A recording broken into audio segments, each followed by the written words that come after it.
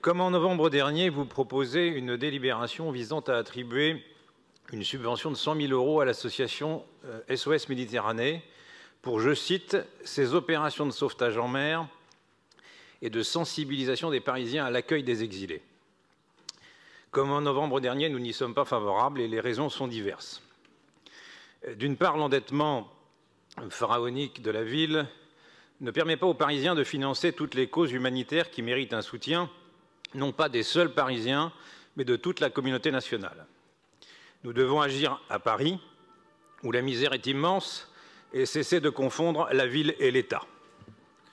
D'autre part, cette subvention vise à financer des actions de sauvetage en mer organisées par SOS Méditerranée, mais aussi, si du moins on en croit le titre de cette délibération, à conduire des actions de sensibilisation des Parisiens à l'accueil des exilés. Franchement, croyez-vous que les Parisiens aient besoin d'être sensibilisés à l'accueil des exilés? Quelle action de communication, aussi inutile que coûteuse, allez-vous encore imaginer pour sensibiliser les Parisiens au drame de la Méditerranée?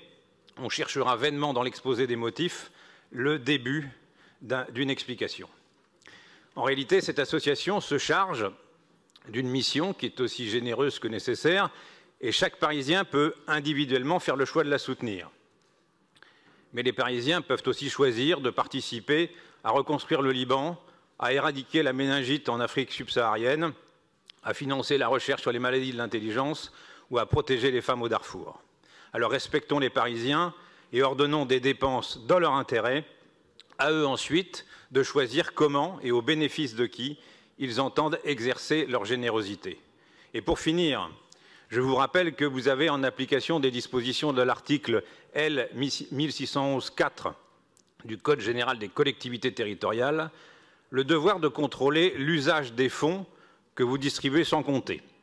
Or, comment prétendre, sans mentir aux Parisiens, que la ville de Paris contrôle ce qui se passe sur un bateau battant pavillon norvégien et qui patrouille sur les côtes libyennes? Je vous remercie.